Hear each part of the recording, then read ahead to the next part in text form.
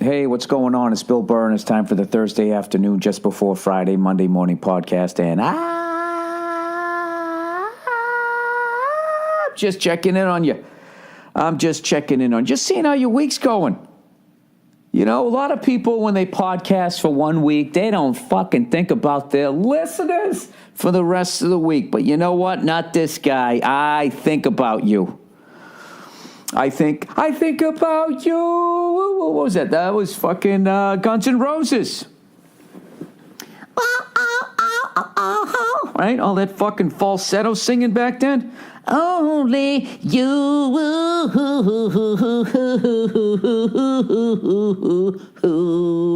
Everyone would go nuts and they would have their fucking lighters up in the air. Already, right out of the gate, you can say, gee, Bill, you have a lot more energy than you've had lately. What's going on with you? Well, I'll tell you what's going on. Today's the last day. We're wrapping on the movie Front Runner, starring Hugh Jackman, directed by Jason Reitman. This is the last day. I'm very excited because I think it's going to be a great movie, and I also get to go home and see my family. Is that my daughter over there? Very cool. I got a quick little run in New York, and then I'm done. I'm just done for the rest of the year, other than the times I go to New Mexico and Arizona. Okay? I mean, I still am a traveling comedian. I still am a plate spinner. But I'm pretty much home till like the end of January, which is awesome. So I will be spending that time with my family and going in, punching up and editing some of the first cuts of Season 3 of F is for Family. That's what I'm doing, you know? Getting into the Thanksgiving spirit. Thanksgiving, often overlooked. You know, the second Halloween comes along, everybody goes, oh shit, it's the fucking Christmas season. But people forget that there's a holiday, you know? The holiday. You don't have to have any gifts. All you got to do is show up. You show up the Wednesday before Thanksgiving, you go down to the local bar, and a lot of the chicks that you were too afraid to talk to are going to be down there. A lot of the chicks that were afraid to be talked to are going to be down there. Everybody's looking for some sentimental sex, right? Or some what-if encounters. Sorry, I don't mean to go all Harvey Weinstein here. All of that was consensual. All right? Jesus Christ, there's just one accusation after another. Finally, all these famous people are starting to go like, yeah, I have no idea who that is. Or, yeah, I don't know. I don't remember that. You know, which I was surprised right out of the gate they didn't do. I'm not condoning their behavior. I'm just saying legal advice. Years later, after the jizz has disappeared off of you, threw out the plant that you fucking came on, you'd think that these people would go into denial. Like that fucking Supreme Court judge going, I don't know what you're talking about. I didn't do that. I just went back to my study and I was reading on how to become a better person. They're slowly starting to do that. But anyways, why, Bill? Why on such a glorious holiday month would you bring up such a scandal? There should be like, you know what? You should start doing you have like a dead pool. You should do like a pool now where you just fucking, you try to bet on who's the next person. I can't even say anything because it's not funny to fucking accuse somebody of that shit. Trying to think of anybody who I would, nah, I ain't gonna fucking do that. Let's go with something positive. I went to the best music store I've been to, since I don't know when, with the best commercial on YouTube, which I am going to post off of the Monday Morning Podcast Twitter account. Portman's Music Store in Savannah, Georgia is hands down the best music store I've been to. What do you want? You want a French horn? They got it. You want a bassoon? They got it. You want a didgeridoo? They got it. Are you an old man and you got to read some charts and your fucking eyes are gone? They actually sell readers up at the counter. Little, those glasses when you don't want to just waste your money getting a prescription. You just go out and you get the readers. You just try some on. All right, these look good. These look all right. They sold those. I went over there just to get some drumsticks. And next thing you know, I'm actually thinking of buying a trumpet. I always loved the trumpet. I always loved the power of that fucking instrument, And I actually looked at one for the first time. I had this guy explain to me the whole way that it worked. And I was thinking about it. And then fortunately, I called my wife, and she goes, "You're not buying a fucking trumpet." Why do wives always do that? They always, I'm not saying that she was wrong, but they always, you're not doing that. You're not buying a boat. You're not putting a speed bag up on the side of the house. What? It doesn't rain that much. There's a tree over it. Honey, we're not doing that. Right? They always do that to us, but when can we always ever sit there looking and be like, what? Honey, you're not buying another pair of shoes. You're not buying any more throw pillows. You already can't sit on the fucking couch. There's too many. I'm not yelling. Now I am, yes, but I wasn't. Oh, you know what? Fuck you. Yeah, fuck you. Fine, I don't give a fuck. I never didn't want to go there anyway. So why do you have to ruin the weekend? All right, that's the way it goes. Why can't we do that? Well, we got to figure out what they do. Obviously, we can't start crying, and they'll fucking send us to some goddamn home. I'm going to do that next time. I'm buying a trumpet. You're not buying a trumpet. Don't be mean to me. She was right. In another life. Come on, man. The trumpet with the plunger on the end, getting that Jimi Hendrix wah-wah sound. Maybe that's probably where he got it from, right? He probably wanted to have that sound in the guitar because he was probably listening to somebody playing a fucking horn. I don't know what. But I always loved the trumpet and the trombone and the sax. Saxophone's kind of hacky to like. That's like liking guitar.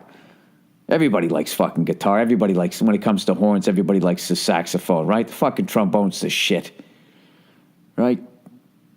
The trumpet. You ever listen to a big band? And those 4 trumpet players show up, and they fucking, they stand up and they start playing their little section. They almost knock you out of your seat. I don't know, man. They were fucking cool, and they were expensive as shit. Like, the cheapest one was like, that they had there was like $600, $700, $800. No wonder parents are always fucking freaking out when their kid stops playing the trumpet. It's like, dude, I could have bought a new riding mower. Do you know what stopped me from playing the trumpet other than just poor, musical gifts?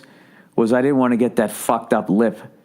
And then the guy behind the counter told me, he said, "Oh, that's just poor technique. That's just from pressing probably your embouchure or whatever the fuck they call it is wrong. So to make up for it, you got to press it against your lips, and then you get like that you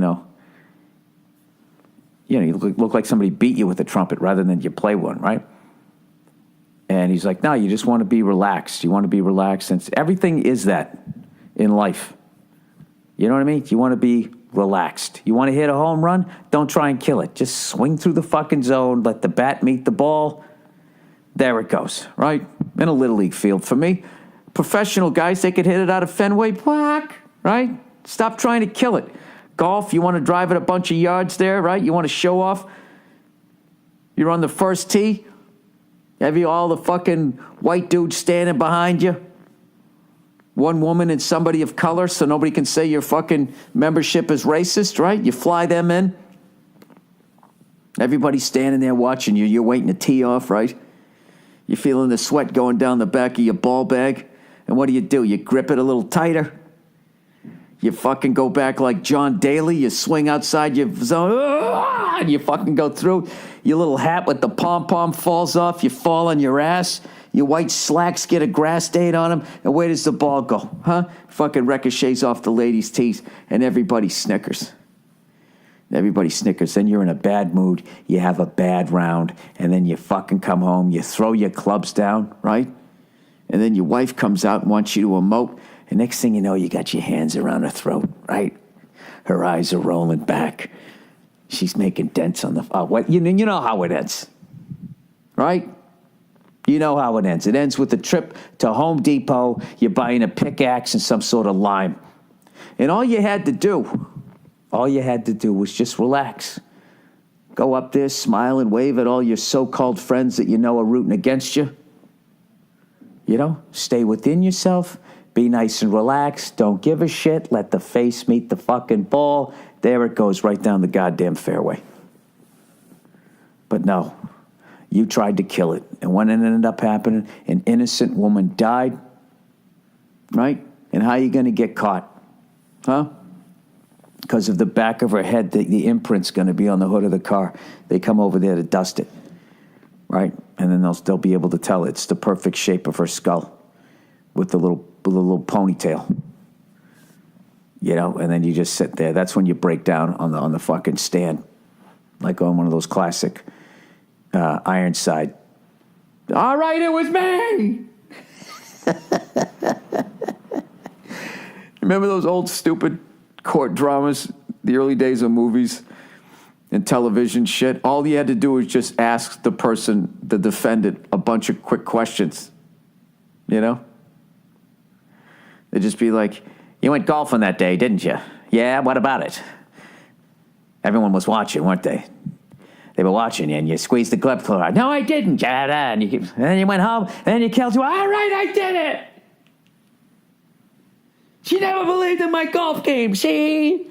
Right? They always did that, and then they always shook women and slapped them. You know? And that was the backbone of Hollywood. And for some fucking reason, 67 years later, everybody's surprised that people are running around, grabbing people by their privates, and finishing on a plant. Anyways, I guess, was it the midterm elections? I don't know what happened. All I know is I was down on the set and somebody said, hey, it's a good day for Democrats. And I was just like, what do you mean? He goes, yesterday, man. He said the Democrats fucking killed it yesterday. And my first thought was, well, did they elect good Democrats? You know what I mean? I don't like how people look at politics the way they look at their sports team. You know what I mean? Where, like, if it's a bad call, as long as it goes in the favor of your team, you're like, that was fine. You know, like Hillary supporters doing that stupid thank you, Hillary, which was probably started by her people. I don't understand what people on the left are doing, still trying to push her over the top. At some point, you just got to admit you wasted a draft pick, and you got to move on to somebody else.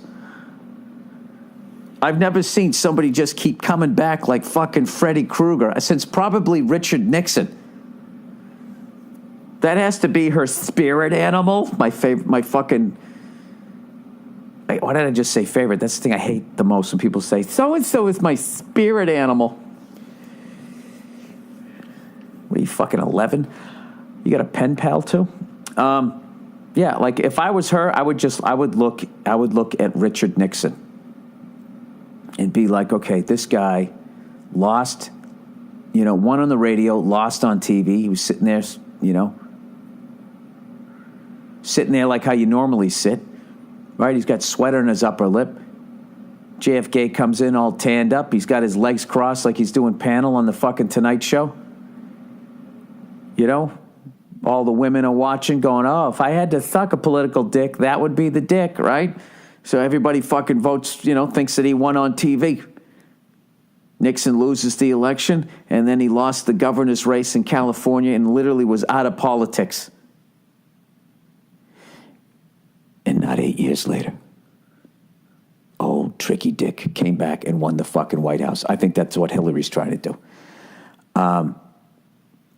But just watching everybody on the left just ignoring, completely turning a fucking blind eye to the fact that Bernie Sanders got more votes.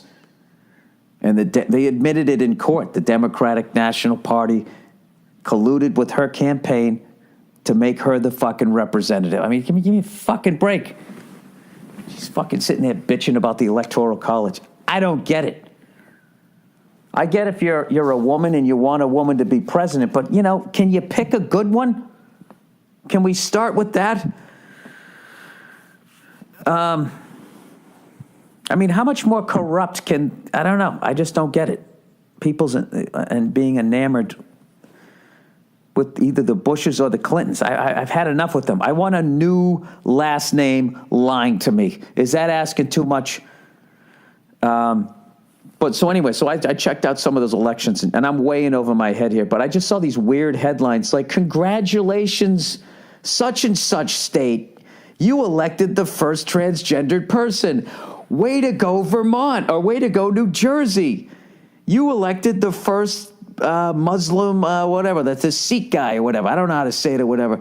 There was nothing in there that you elected somebody who was qualified, that's going to do a great fucking job, who happens to be Polynesian or whatever.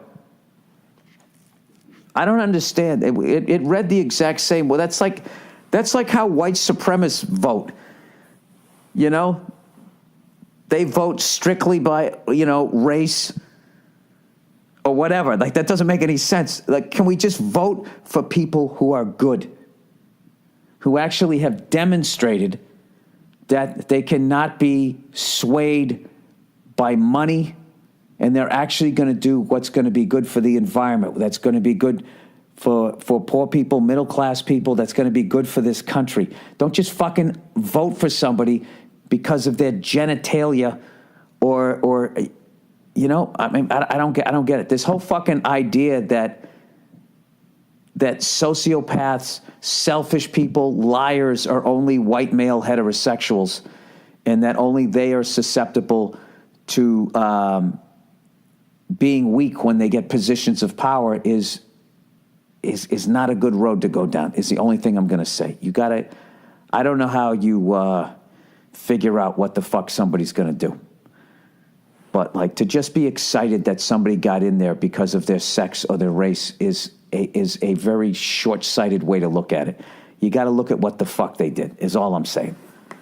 And I did not see that in the headline. I just thought, oh, good, this person's in there. But I feel like that's how we try to fix shit. Like, oh my God, there was 8 years of Democrats. Fuck this. Let's vote all Republican. Oh, wait a minute, that doesn't work. Let's go all Democrat. That's what we just keep fucking doing. And now we're going to do that, I think, on what do you call it? Gender and a race thing is what they're going to do. And it's going to be fucking, I'm telling you, you're going to see the exact same scandals. I did not have sex with that woman. You wait. I want to see how this plays out. When they get in there, right? When the non-whiteys get in there and they got their own private fucking Subway, everybody's eating fucking lobster, and it's all just sitting there dangling, you want to be president? Hey, buddy, you want to be president, right? And they got to get in bed with all of these evil fucking corporations. And then when they get in there, they got to do what those corporations want. Right? They got to do what the fuck they want. And then if they do, then you end up like Obama, like Bush, like Clinton, like all of these fucking people. After they're president, then you go on the fucking bribe money tour, going out, air quote, giving speeches. Right? Why are you still giving speeches? You're not president anymore. You know what I mean? Is Dan Marino walking around with the football still throwing passes? He's retired. What the fuck are you? Oh, you're Yeah. Obama right now is on tour. $69 million tour giving speeches. Not saying the guy doesn't give a good speech, but $69 million in 1 year? The fuck out of here. The fuck out of here. Who's he going to go talk to? Huh? Who's he talking to? Joe Sixpack? I don't think so. I know that was a very bleak way of looking at it, but there's something positive in there. I think we need, as everybody represented, obviously, in government, but you got to make sure that you're not just voting, just to get a woman in there or something. You got to make sure they're good, and that is my problem with the Clintons. I just think that they're just fucking... They're like, I don't even know what they are. They're just soulless fucking people. There's got to be somebody better than her, all right? But, Democrats, if you want to hang your hat around somebody with Mike Dukakis' fucking charisma, who's as comfortable in her own skin as Al Gore, two fucking losers. They can't say two people who lost the election. Have you ever heard me talk politics this much in your life? Would you think someone who doesn't watch Fox News or CNN or MSNBC or anything else, who kind of just gets his news from overhearing one comment from somebody on a set while doing 8 lines in a movie?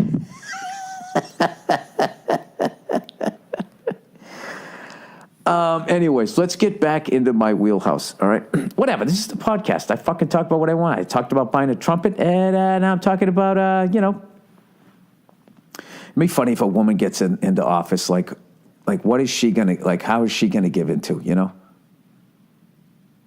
She going to get, like, a bunch of fucking, like, J. Crew, like, boy toys running around the White House? Who knows? I don't know what they're going to do.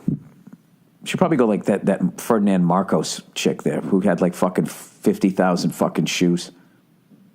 That's what it is. Guys are into like fucking, we're animals, right? Ladies are into stuff.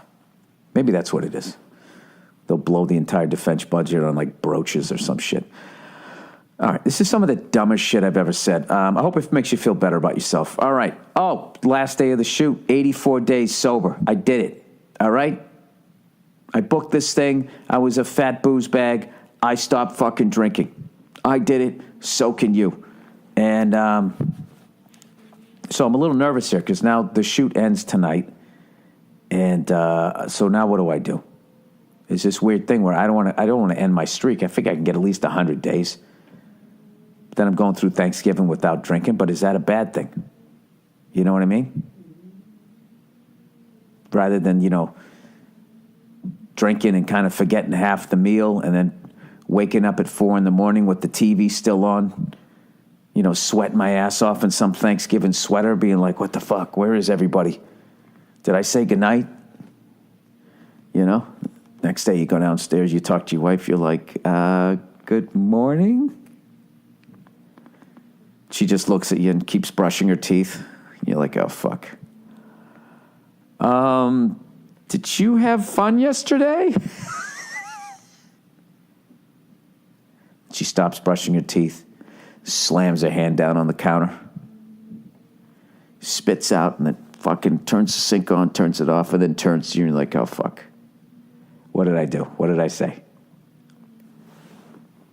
I don't want to do that. I'll do that the day after. All right? When I watch all those rivalry games. Whoa, Nilly, Alabama Crimson Tide against the Auburn Tigers. I'm missing everything.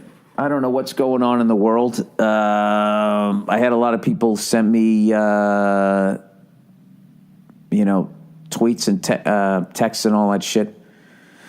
Unfortunately, about the fatal crash of, sorry, I just clicked this fucking thing off, of Roy Halladay. And, yeah, that's fucking brutal. That's brutal. You see that guy on Boston Sports Radio just fucking went off on him? You know what's hilarious about that whole clip is he makes his point in the first, 8 seconds. He says what he feels about it and then continues to say it. I almost thought it was on a loop. He just kept going, oh, look at me, I got a plan. I'm waving at the fucking window. He said that 9 times. I was kind of done with the guy when he called Halladay a jack wagon. Who says that? I understand you can't curse on the radio. I don't know. But the weird thing is that they're starting to blame the plane. And I don't think that's right. I mean, if it's pilot error both times, I don't think that what's scary is the other one, right? I never even thought about this. The first time that type of plane crashed, I guess the test pilot, he was flying into this canyon, flying low, and they're guessing that he thought he was in this different part of the canyon that was it opened up to a lake, but this one didn't. It started to get narrow, and then he went into basically a mountain cul-de-sac, and basically the angle that he would have had to fly out if he pulled back on the stick, he was going to fucking stall. So he had to try to bang a Yui, basically, I would think. Yeah, that's why I like a helicopter, because you just go and just stop. With those fucking things. You have to keep, they're like a shark. They got to keep moving forward, or then that's fucking it. But I got to tell you, man, that plane looks cool as hell. It really does. It really looks cool. And I don't know. But all of this shit where people speculate and all that, just shut the fuck up. All right, the FAA will investigate in like whatever, in a certain amount of time, 6 months, a year, whatever, they'll come out with their official report. All these fucking people who don't fly, listen to them talk about it was kind of, I don't know, it's kind of funny. Like they said, oh, this is the third time, blah, blah, blah, you know? There's a lot of times if something's easy, people will do dumb shit with it. Like the helicopter that I want to buy, you know, it's basically like the Robinson, but they corrected all the safety issues on it. First of all, having a fully articulated main rotor system where you could actually push the stick forward and not enter into some sort of low G or mass bumping situation. So there was a guy that got it, and he was trying to demonstrate how you could fly like an asshole, which is what you should never do.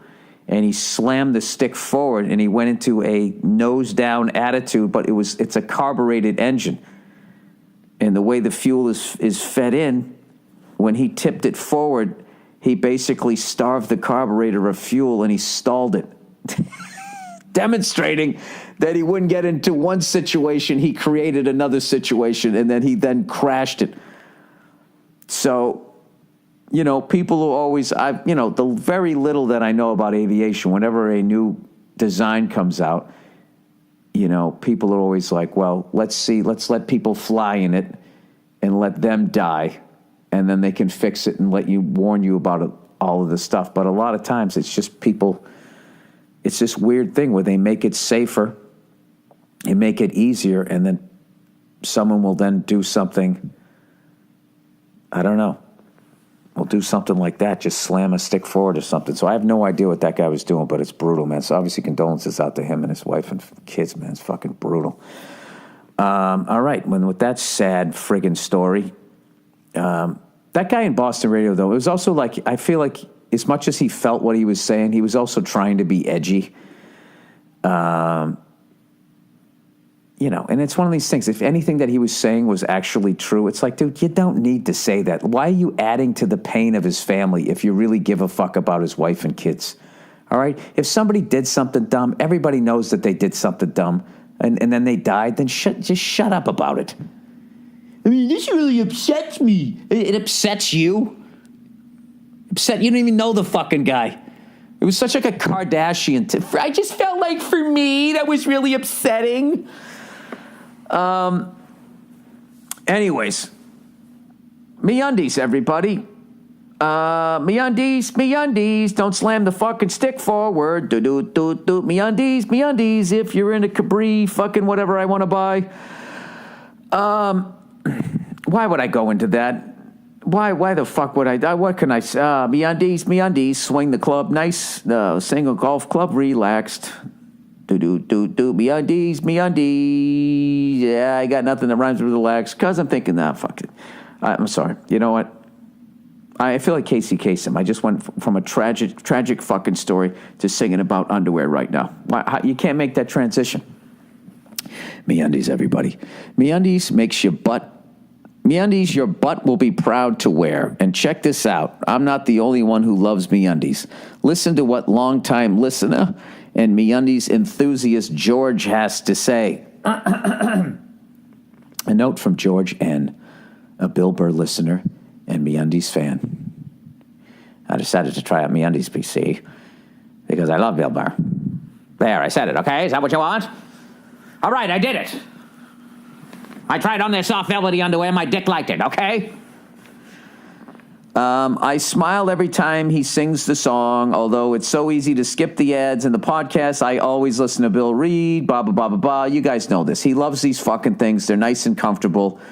And he loves MeUndies cradling the family jewels. To get 20% off the best and softest underwear and socks you will ever own, free shipping and 100% satisfaction guarantee, go to MeUndies.com/Burr. That's MeUndies.com/Burr. Well, that was too short. I should probably read what the guy said. All right?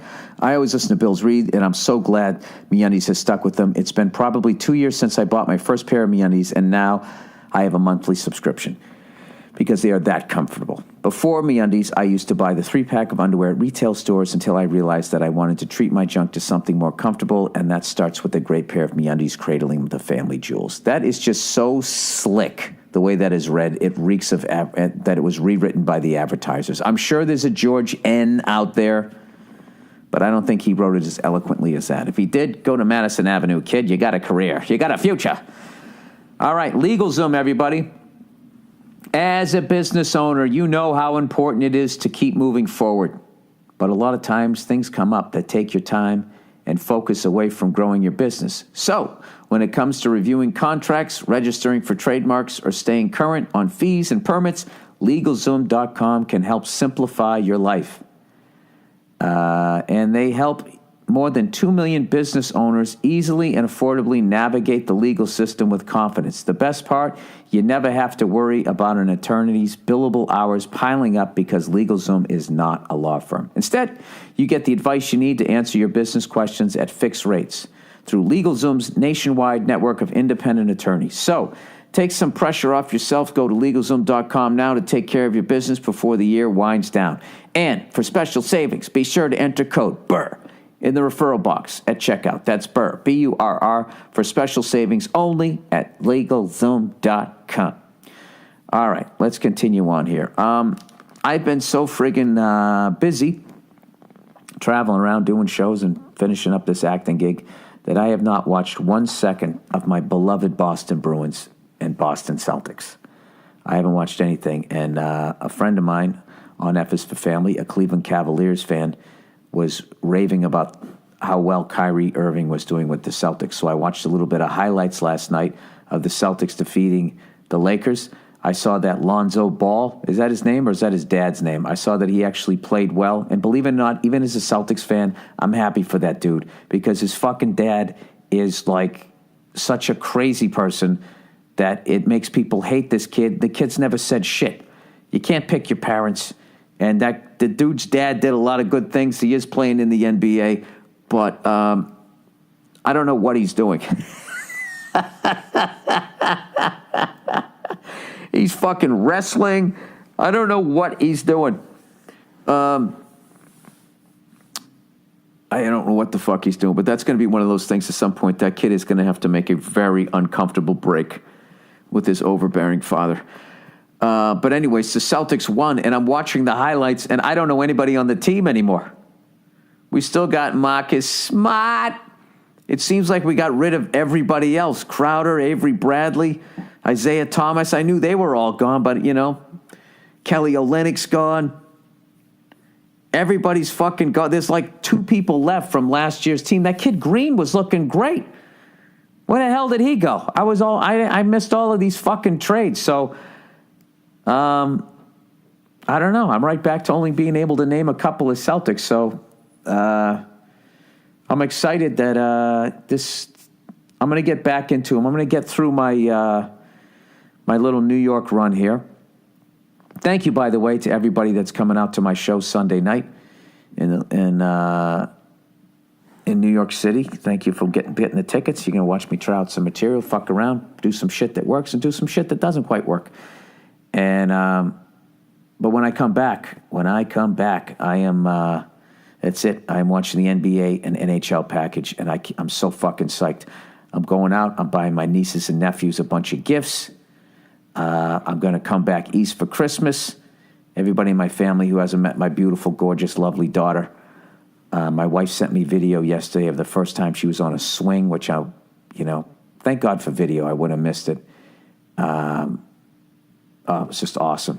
She was so happy. And then the way she was sitting there, she had like her elbow, like she was hanging out the driver's side window. She was so totally chill. She has like a relaxed confidence about her. And she's a sweetheart, you know? So all I got to do is not be an angry maniac, you know? Who? I'm going to be an angry maniac, but I'm going to be less of one. And when she calls me out on it, when she inevitably learns how to talk, I'm just going to admit to it and be like, you know what, you're right. Daddy needs to work on that. Because I don't want to ruin what she looks like she's going to be, man, because this kid's going to be special. You know, like all dads, I am a little biased, but I'm telling you. Anyways, which is another reason to not be boozing around the friggin' house, right? I think that's what I'm going to do. I think in the next year, I'll keep my drinking on the road. That's what I'll do. I'll live this double life. Stone sober at home, pushing her on a swing, wearing sweaters, smiling and waving, and then on the road, I'll just be in the gutter after my shows. That's too sad. I would never do that. Anyways, and I heard that kid for the Bruins, that kid on BU, who stepped up last year, was looking very promising. I heard he's playing really well. I heard the Bruins are fast. I know we don't have the greatest record at this point, but, you know, it's a long season. I cannot fucking wait to get back to my family and just, you know, I don't know. I'm not going to do shit for like 2 weeks. Right through Thanksgiving, right to the end of this month. And then I'll, you know, whatever. You'll start getting busy again, but who gives a fuck? I'm really going to try to enjoy the holidays this year. I'm getting into it. All right, I'm going to buy a fucking tree. I'm going to do the whole thing. Although where I usually buy my tree, you know, everything got all fucked up down there now, so they can't sell the trees there. Who knows what? They're probably knocking down the building to put up another building. That's the big move out here, right? Build these, I don't know what you call them. These high-rises, luxury rentals. Do yourself a favor. Don't rent a luxury apartment when you can just instead go out and buy a starter house. Throw all that money down the fucking toilet, okay? Please don't do that, unless you want it. If you want to do it, by all means, go ahead and do it. So I always read Drum Magazine. I read Modern Drummer Magazine. And I saw this whole article on these drummers' favorite, like, prog rock bands from the 70s. And, you know, early Genesis, you know, when Peter Gabriel was still in it and Phil Collins was on drums, King Crimson, all of these bands. So I actually started listening to King Crimson, that album Red. And it's pretty fucking out there. This shit is pretty fucking out there. Some of it doesn't hold up, some of it does, but when they get into the real trippy keyboard shit, using all the effects and everything, that definitely gets a little bit nuts, but I don't know. I was always curious of, like, Bill Bruford's drumming. Like, he was always on, you know, the cover of all, like, those magazines. I know he played in Yes and all that stuff. He's this amazing drummer, so I was kind of psyched to finally be able to hear him play. But, I don't know. I think I'm going to listen to some of that shit. If anybody has any good suggestions, I don't know. I can't help but feel like it's very hipstery. A lot of that.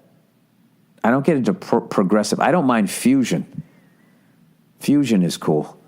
But progressive gets a little, you know, reminds me of Kevin Murphy. Well, it's what Kevin Murphy listens to on F is for Family. So I'll just treat it as like research or whatever. All right, I'm babbling here. Once again, thanks to everybody who's going to come out to my show Sunday night. And thanks to everybody on Front Runner that gave me a part here in this movie. I had such a great time on this shoot. Met a bunch of people, just awesome people. And I'm really excited to get back to my family and just enjoy the holidays and everything. This is a great time of fucking year, you know? It would have been nice if I could have said that without cursing, but I'm not the brightest guy. All right? Go fuck yourselves. Go Celtics. Go Patriots. Go Bruins. I don't know if we have a soccer team. I don't know what it is, but that's it, man. I'm going home. I'm putting on my fucking pajamas, and I ain't doing shit for the rest of the fucking year.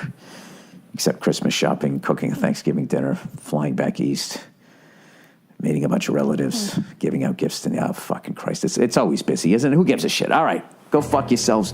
Have a great weekend.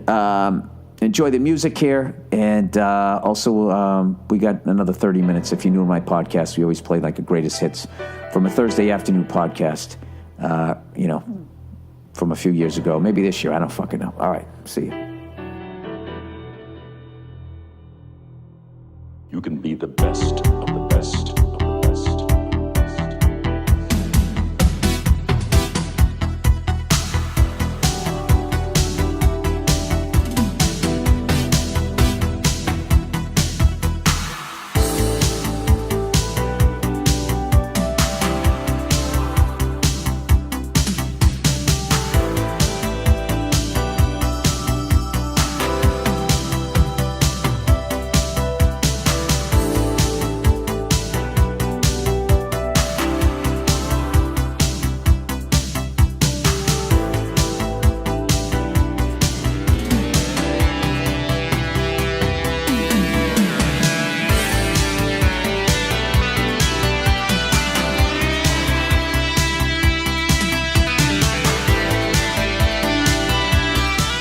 Hey, what's going on? It is Bill Burr, and it is the Monday Morning Podcast for Monday, November 9th, 2009.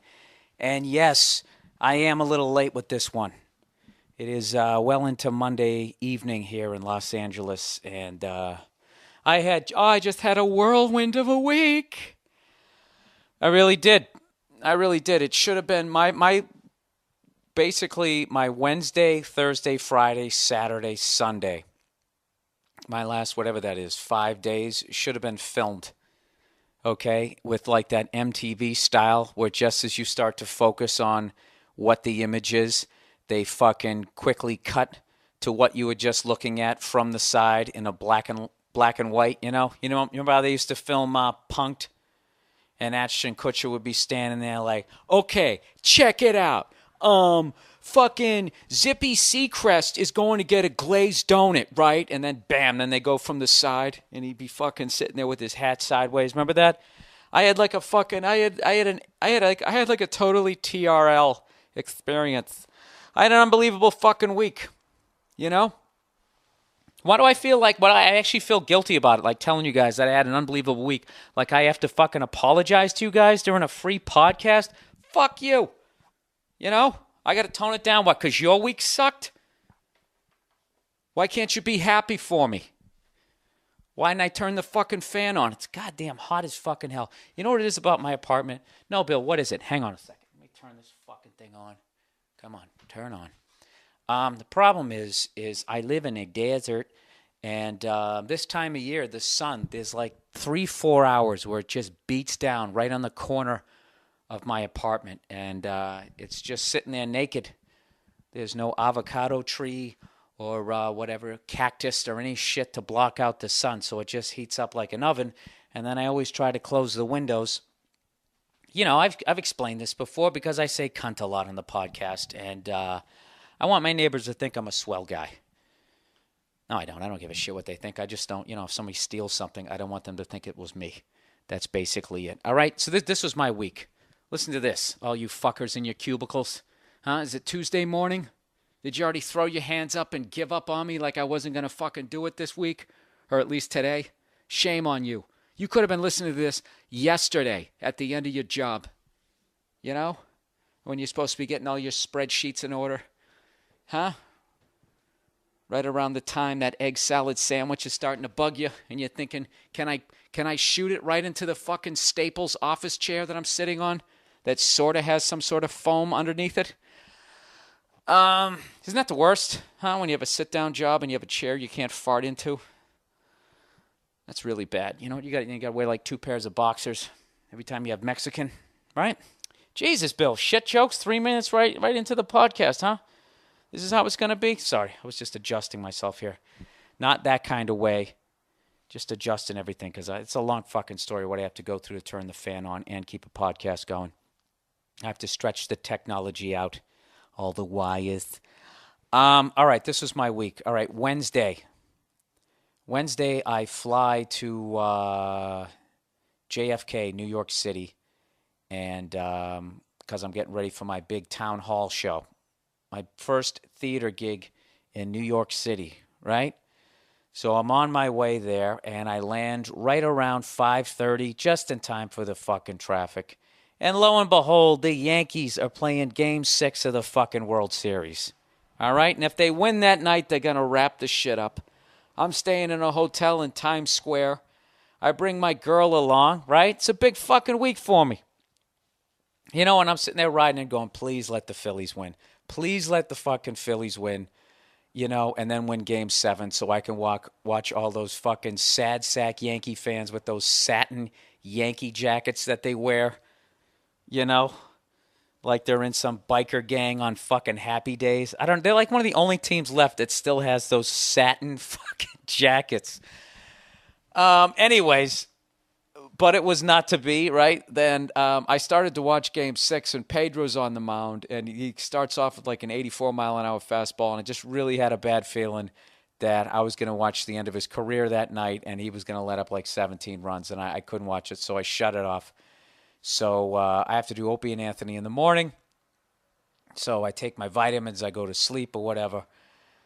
trying not to get sick on the road. And right as I'm starting to nod off, I hear the first screaming that I would hear for the next 3 hours.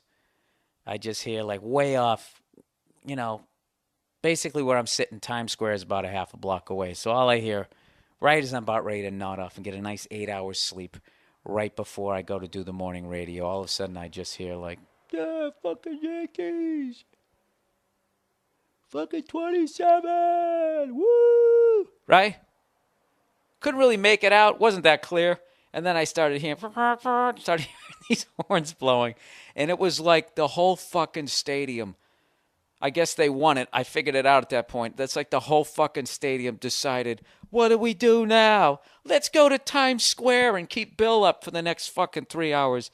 And that's what they did. And it was so loud and so ridiculous. I was actually sitting there with my head in between two pillows like I was having a fucking, like a head sandwich, right? It was so fucking loud and so ridiculous. I was actually laying there laughing. I mean, what are the fucking odds, right? One of the biggest Red Sox fans, one of the guys who hates the Yankees the most. Okay, I live 3,000 miles away. What are the fucking odds? This one random day, I'm going to fly in and they're going to win the World Series and they're going to decide to celebrate half a fucking block away. So that was my first night. And the next night I did a gig for, actually I didn't hype this gig because I was trying to sell tickets for my town hall gig. And I actually, on Thursday, I opened for this up-and-coming comedian that I'm sure all you guys, you're going to know about soon. A guy by the name of Dane Cook. I don't know if you've ever heard of him. Just, up-and-coming guy, just trying to plug away. I opened up for him at Madison Square Garden. I did 10 minutes, and it wasn't like the theater at Madison Square Garden. It was where the Knicks play. And I'm trying to think the last time I worked with him on the road. I think maybe we did a college gig together about 15 years ago, way back when we were starting out in Boston. So it was, I got to tell you, it's been a long time since I did a gig that wasn't, like if I do Letterman, I get butterflies, but it's been a long time since I've done a stand-up gig where that wasn't going to be on TV, and I actually got butterflies. I was standing back there waiting to go on, and I was like legitimately not like nervous to the point that was going to fuck with my set, but I was like, I don't know what it was. My stomach was like, oh my God, this is fucking Madison Square Garden, right? And fortunately, I had the presence of mind to be like, you know what? When are you ever going to get to do this again, Bill? I'm going to go with never. I'm going to bet the long shot on this one. And guess that you're never going to get to do this again. So, or most likely, never say never. So why don't you go up there and fucking enjoy it? And right before Dane does his shows in the round, so it's like 20,000 fucking people. And I'm sitting there looking at the stage and I'm trying to figure out who am I going to look at? So fortunately, before I went out there, I go, Dane, exactly how does this theater in the round work? And he goes, it's no big deal. He goes, it's like 4 theaters. There's one in front of you, one to the right, one to the left, and one behind you. Just break it up like that. Then all of a sudden, it just made sense. And I went out there. He actually had a great, I mean, I was freaking out. I knew I was going to be doing the gig for about 6 days, and I was just going, oh my God.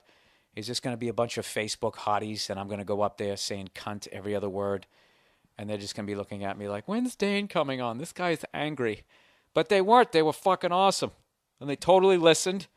And it was probably one of the best 10-minute sets I think I've ever had. As far as how many times you get to do a 10-minute set and you get to look up at a Stanley Cup champion banner?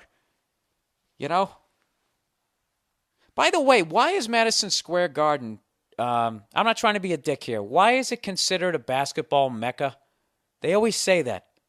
Like when Michael Jordan would go, it's a basketball mecca. LeBron James, it's a basketball. They always say that. It's a basketball mecca. All right? Now, fans of the New York Knicks, all right? And you're a true fan right now if you're still watching those bums. Okay? You're going through a real rough patch. I want you to justify. Send me an email and explain to me how Madison Square Garden is considered a basketball mecca. How? Okay, the Knicks haven't won a championship since 1972. I think they won their other one in like 69 or 70. They've won 2 championships. The fucking Spurs have won like, what, 4, 5? How is Madison Square Garden a basketball mecca? If that's a mecca, what was the old Boston Garden? We won 16 there. Or say like the LA Forum. The LA Forum, they won 5, 6, 7. I don't know what they won there. They won like 9. I think they won 9 out there. Okay, if Madison Square Garden, now I'm not being a dick here. New York City is a basketball mecca.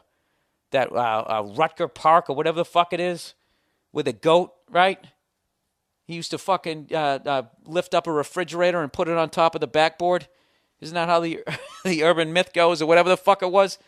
Luell Cinder, right? All those guys came from there. I understand that. I understand all those players.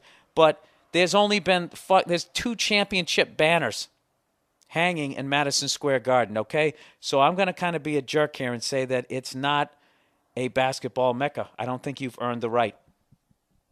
What, college basketball maybe? You know? I don't know. I think you guys really need to win a lot more. The fucking Chicago Bulls won 6 in the 90s. What's the first 3 at Old Chicago Stadium, and then the other 3 at the United Center? Is that how it went? I don't fucking know. All I'm saying is you guys need to bring that down a little bit. You know? That's like, you ever see, like, when you see a restaurant, they'll say, welcome to world famous blah, blah, blahs. And you're sitting there, really? Really? They know about this in Portugal? They don't. You're just saying that. And I think that fucking, you know what? Madison Square Garden is just like Ray's Famous Pizza in New York City. Every fucking one claims to be. There's a couple of comedy clubs. The world famous fucking yuck slap a knee, whatever the fuck they call them. It's like it's not world famous. It's not. All right? It isn't. Okay, did I beat that to death? I really got off the rails here. Let me get back to my fucking story here. All right? So the first night I go, Yankees win the World Series, and their fans keep me up for like 3 hours.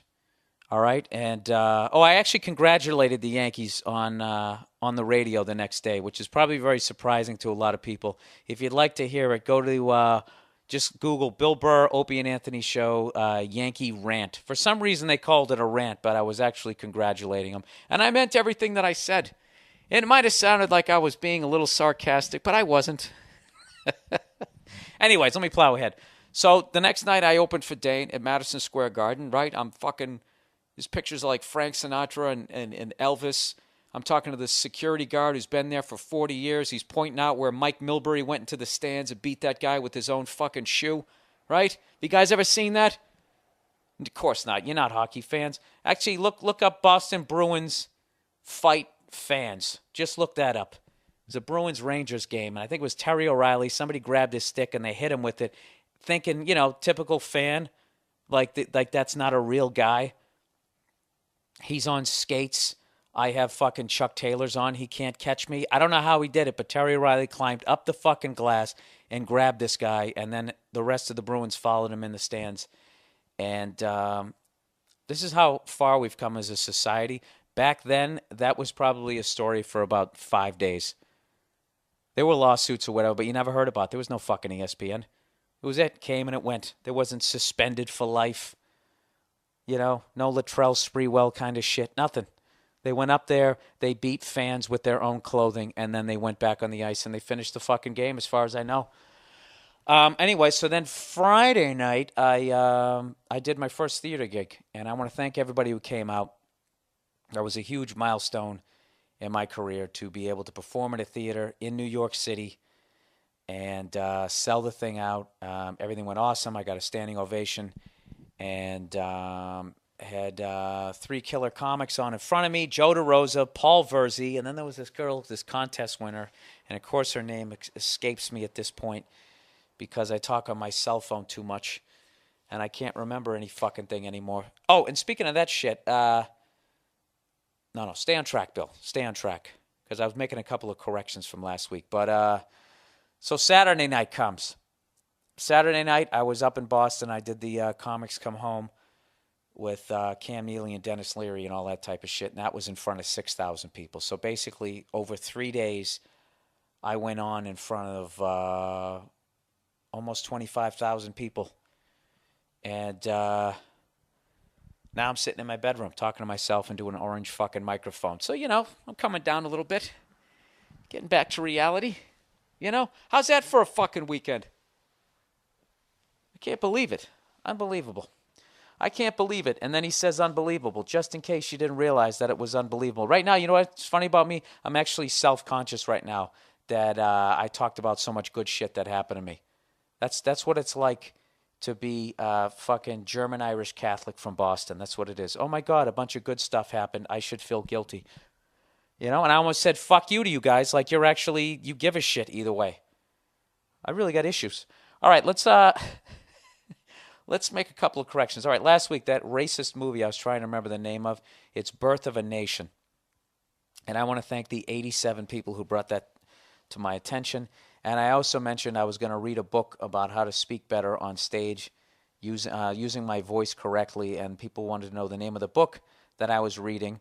I actually lied to you. I'm not reading it. I keep starting the book, but it's really involved. It's just like, your diaphragm is a muscle in your lower body. And I'm just like, oh, my God, I hate school. And then I close it. And then I'll read, like, Slash's autobiography or, like, what's the guy from the Red Hot Chili Peppers, Anthony Kiedis. I'm sort of skipping around his biography. But the name of the book is called Freeing the Natural Voice by Kristen Linklater. All right, Linklater. I've just been doing a lot of shows, and I have a tendency to yell from my throat rather than down here by the fucking diaphragm. You like that? Hear that? That's fucking Ray's famous pizza.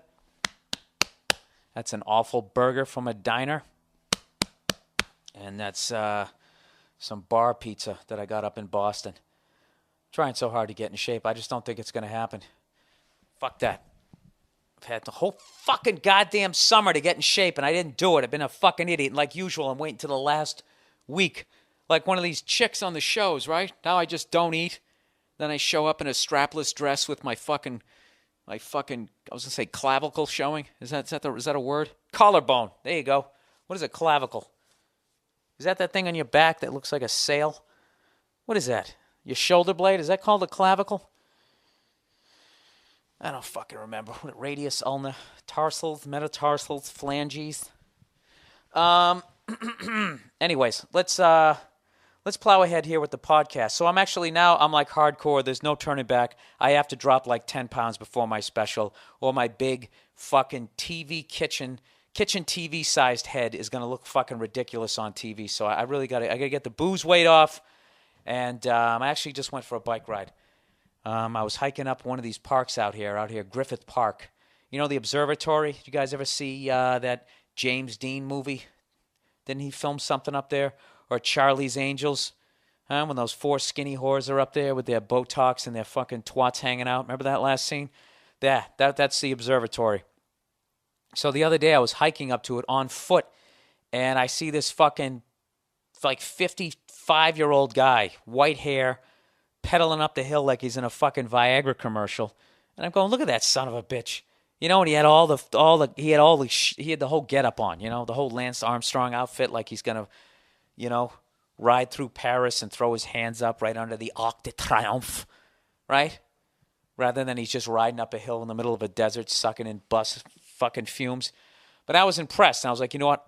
If that old bastard can do it, And I got to admit, 55 in L.A. is like 32, the way these people work out here, all right? And I'm sorry to the people in the middle of this country and down south, all right? Don't you love when people do that when they insult you and then they say they're sorry, but they're not, I get that a lot at the end of my shows. I didn't think you were funny, I mean, I'm sorry, I didn't.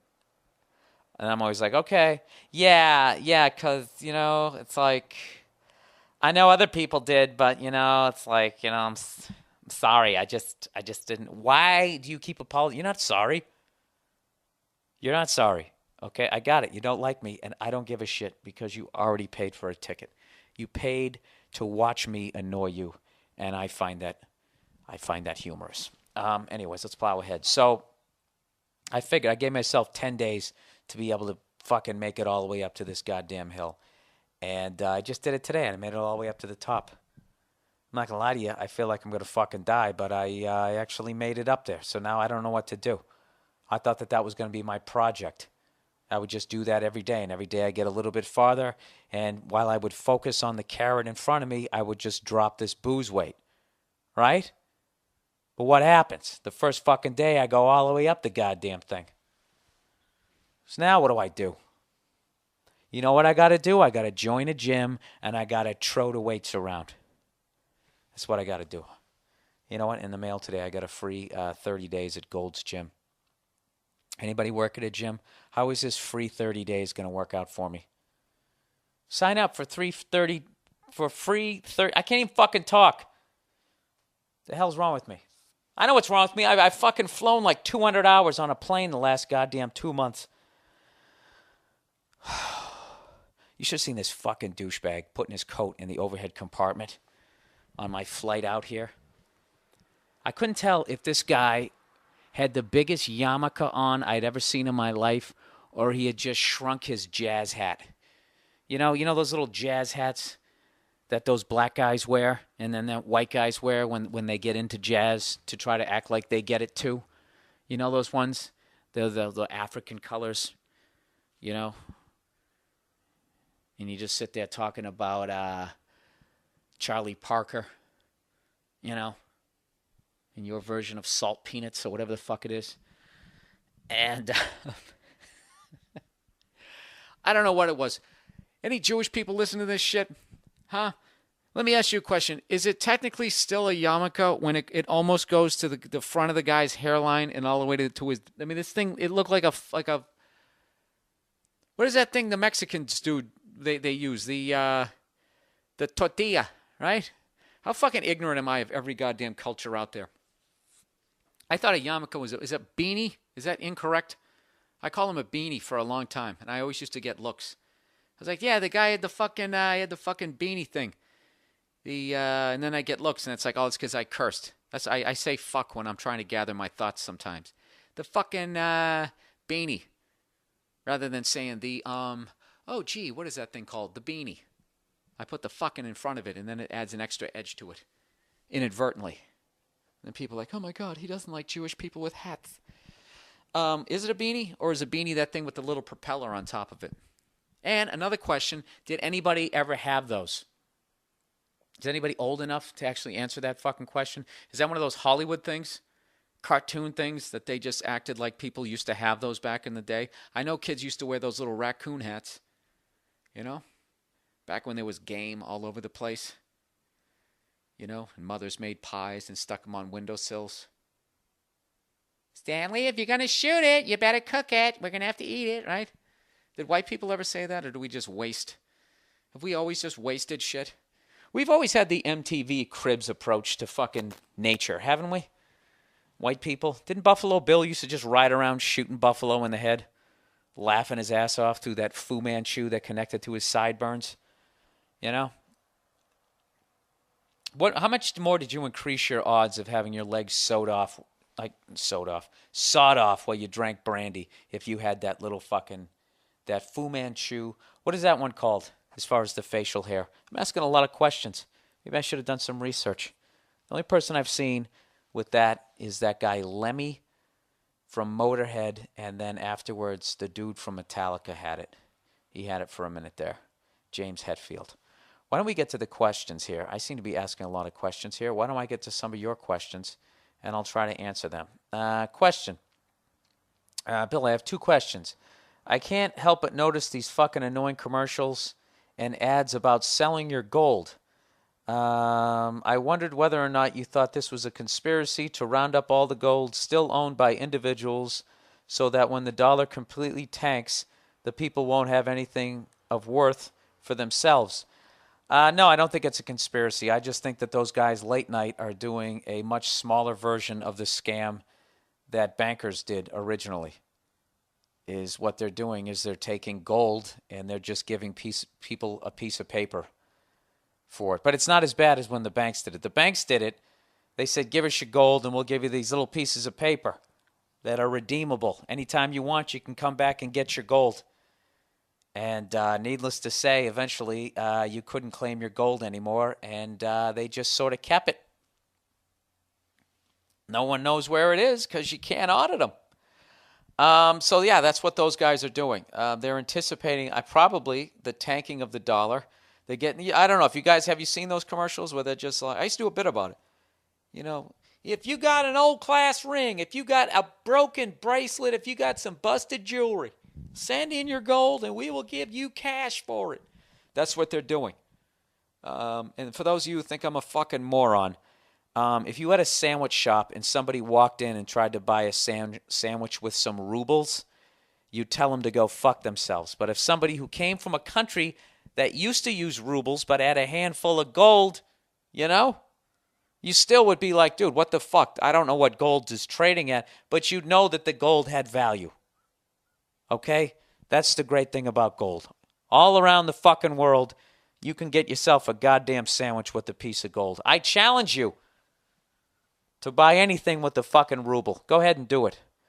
Or some defunct, the yen. Do they have that anymore in Japan? Bill, you're getting in over your head. Shut the fuck up. Just keep moving. So, no, I don't think that that's a conspiracy. I just think that that's one of the oldest scams in the book.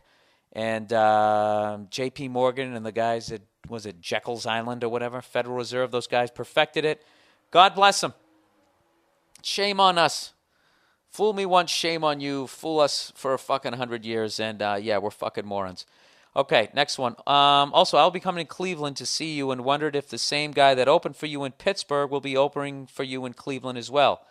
Oh, that was Doug Signier. Doug Signier getting some props. Doug Signier's hilarious. I kind of rotate my openers. When I go to Cleveland, who's it going to be? Ryan Dalton and Jason Lawhead. Actually, two guys that I've known for about 5 years right now. They're based out of Cleveland, travel all around, absolutely fucking hilarious. And I lose half my liver every time I go out there and work with them. So I love those guys, and they're going to be opening. They're fucking hilarious. So if you're wondering if I'm going to have a funny opener, yes, I am. Next question. Bill, as a Bills and a Sabres fan, I think I have it the worst with 2 lost Stanley Cups and 4 lost Super Bowls and 11 years without a playoff appearance. Do you think I'm right? No, I don't. I do not. I think you definitely have it bad, but for the longest time, everybody talked about Boston, and then we won a bunch of shit, so that was over. And they have been talking about the Cubs, blah, blah, blah, blah, blah. But I think the worst city to be a fan in right now is Cleveland. Very quietly, those guys have gone my entire life, and nobody has won anything. The Cleveland Browns have never won a Super Bowl. The Cleveland Cavaliers have never won an NBA championship, and the Cleveland Indians haven't won a World Series since 1948. So unless you're in your 70s, for all extensive purposes, the Indians have never won a World Series. Do you understand that? Because you got to be at least 8 years old, 9 years old to remember a fucking World Series. Now some douchebag's going to email me. Actually, I was 6 years old when the Tigers won it in 68. Who gives a fuck? You know what I'm saying. Don't be a cunt.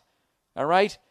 So I would say that they have it worse. But yeah, you guys are, you're right there. You're right there with them. That's one of those things. It's like, do you really want to win that argument? Remember a long time ago, ESPN did who had the worst curse, the Boston Red Sox or the Chicago Cubs, and they did this stupid trial. And they had George Wendt from Cheers, who's a Chicago guy. He's arguing to be no, we're more miserable. And it's just all right, you want to win that contest? That's all you. Who the fuck would want to win the misery contest? That's really beyond me. So congratulations, you didn't win it. I think people in Cleveland are worth. How do you think those guys feel? Half the fucking guys with World Series rings this year used to be on the fucking Indians, or half the guys in the World Series, right? CC Sabathia. Fuck, who was the other guy? God damn it, I had him right at the tip. I gotta stop talking on my cell phone. Manny Ramirez. Okay, we'll see how the last couple of years. Manny Ramirez, the Red Sox bought him, right? CC Sabathia, the fucking Yankees bought that dude via the Brewers. Who else? Did Jim Thome play on the Phillies last year? I mean, the Indians should have won it. They should have won it, but the way baseball is it's not competitive anymore. That's why I'm kind of, I think I'm tapping out on baseball. I don't give a shit anymore. I don't know. In my world, competition, actually wrote an email to a guy about this. In my world, competition is our best guys versus your best guys. Best team wins. That's, to me, is competition. I don't think competition is our best guys plus your best guys versus whatever the fuck you have left. Stupid. You know? Do you remember when you were kids and you'd be choosing up sides? You know, and right off the bat, if two of the best guys were on the same side or in the end it seemed uneven, and when I was from it was called smuck teams. S-M-U-C-K. I've never heard that anywhere else. It was like suck with an M in it. Smuck. People like, no, smuck teams. These teams are smuck. I don't know what the fuck that means. That should have been said like during the Little Rascals era, but some reason it was said during my childhood. These are smuck teams. So then you had to break them up. You had to break up the evil empire. The fucking Yankees or the Red Sox, Dodgers or whatever, any one of these teams. I mean, the Yankees are in a league of their own, but you know what I'm saying. Red Sox and all them are just as much part of the fucking problem. They would break up any of those. Kids know enough to break up those fucking teams. All right? Anyways, plowing ahead. Let's read, what the fuck was I going to read here? Questions, I already did that. This is called Broads Over There. Broads Over There. I don't even know what the hell this is. Let's read this one. Bill, I've been a fan of yours some time. I just wanted to tell you that I think you're great. Thank you. Why don't I fucking delete those? I think your comedy, all right, anyways, the reason I am writing you is to tell you a funny story. My girl, dating 5+ years now, and I live in Tucson, Arizona, and she is always bitching at me saying, we never do anything anymore. Well, my job is very consuming of my time, and I realized that she was correct. So what do? So what I do is I try to come up with something we could do together that would be entertaining and unique. Something different that is not an average night out in Tucson. See, the guy's using his brain trying to surprise her. Anyways, I've been telling her about your comedy and showing her clips of you that I found on your MySpace page for the past few months. She really seemed to enjoy it and laughed hysterically. So I planned this great evening for the 20th of November, which goes something like this. Head up to Tempe, have a nice dinner, and head over to the Improv and watch your show, your 8 o'clock show. Well, I bought the tickets and thought I would surprise her with the whole thing. She loved the idea, and she was very excited, and I was pleased to see her excited about the event. Well, we were telling our friends about it, and she sort of says this, well, it's his evening, and I'm just sort of tagging along. I got to admit that I was a little upset at this point because I intended this whole thing to be a gift from me to her, which is funny because this is very similar to the story that you told on the October 19th podcast when you took your girl in the Corvette up to PCH. She just sort of shut me down. So my question to you is, why is it never enough? What a great question. Do you realize you just asked the question of probably every guy on this fucking podcast? Hold on, I'm just going to pause here while the women roll their eyes. Oh my God, that's bullshit. That's not true. It's just, you got to use your imagination. Women like surprises. They just fucking, shut up. Just shut up. Would you? Would you just shut up and take off all those fucking layers? It's not the 1800s, with your panties and your pantyhose and your slip and your fucking skirt. All right, what am I talking about? I don't know. Anyways, where did I lost my place? So my question to you is, why is it never enough? I can do everything she wants, but she will still find a way to make me look like an asshole, making it seem like I'm dragging her around and making her do all that stuff that I want to do. I guess that is why I relate to your comedy, because it seems that she is only happy when we do all the things that she wants to do. You know what I'm talking about with brunch, street fairs, and the candle store. Nevertheless, we are going and really looking forward to seeing you in person. Hope to see you after the show, selling some CDs and DVDs. All right. Why is it never enough? I don't know. I don't know why. I don't know if it's an insecurity that they're always questioning whether you truly love them or not. I have no idea. I don't know why. I mean, I would think that. All right, look at me, okay? I rented a Corvette for the day, Corvette convertible, and I drove my girl all around L.A. We went up the fucking Pacific Coast Highway, looked at the ocean, we had lunch. I took her out to this beautiful bar late at night. I drove her through the Hollywood Hills with the top down, looking at the stars, looking at the lights out over the city. I thought it was a very romantic thing. And then I got on the podcast, and she was just like, yeah, that was really your thing. I just did that for you, you know? I just sort of sat there in a $70,000 automobile, you know? Seeing views that people fly 6 hours to see, and just, you know, just got a free lunch out of it and free fucking drinks. And you ever watch The Price is Right? Did I just spit on my own microphone? You ever watch The Price is Right? You ever watch The Price is Right? Sure, we all have. Okay, getting a Corvette, I mean, like, and then going to that restaurant and driving up to PCH and looking at the lights and going out to the fucking bar in the hotel where John Belushi OD'd. Isn't that sounds like one of those showcases that you bid on? Are you gonna bid or are you gonna pass? You know? Oh, dude, you know what? Speaking of that, I was watching The Price is Right the other day, and I had like a white guilt moment. Okay, this black dude goes up to go spin the big fucking wheel. All right. And you know the deal. For those of you who don't live in this country, you spin the wheel. Whoever comes closest to a dollar without going over gets to then go on and bid on the big prizes. All right? That's for people in England and Australia and all that shit who email me if you don't know the show. So basically, they have every denomination from 5 cents, 10 cents, 15, 30, 40, 45, 50, 55, 60, all the way up to $1. So this like 55-year-old black dude spins the wheel and it stops on 30 cents. Okay? Now, you can decide to stay or spin again. Now, I'm not a fucking mathematician, but I think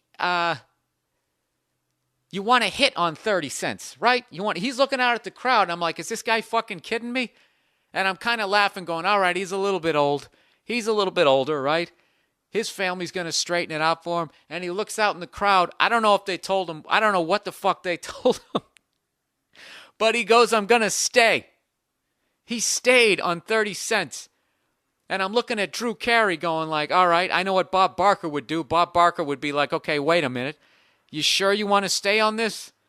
30 cents is really low. He would have helped him through it. But Drew Carey just went like, he's going to stay on 30 cents. All right, let's bring up the next person. So the dude is standing there with the 30 cents up above him, and I wanted to laugh my ass off and be like, what a stupid fuck. But then I felt guilty because it was a black dude, and I'd be white laughing at this black guy like he's a moron. And that's the worst thing about racists, is they ruined your ability to be able to laugh at a moron because he's another color. Then all of a sudden it becomes this ugly thing. You know? I don't give a fuck what color you are. If you're playing a game where you're trying to come close to $1 and you stop at 30 cents, you're a fucking moron. And I should be able to laugh. And I was laughing, and then I felt bad. And then I actually thought, oh shit, someone's going to take that clip and they're going to put it up on YouTube, and then someone's going to write a bunch of racist shit underneath it.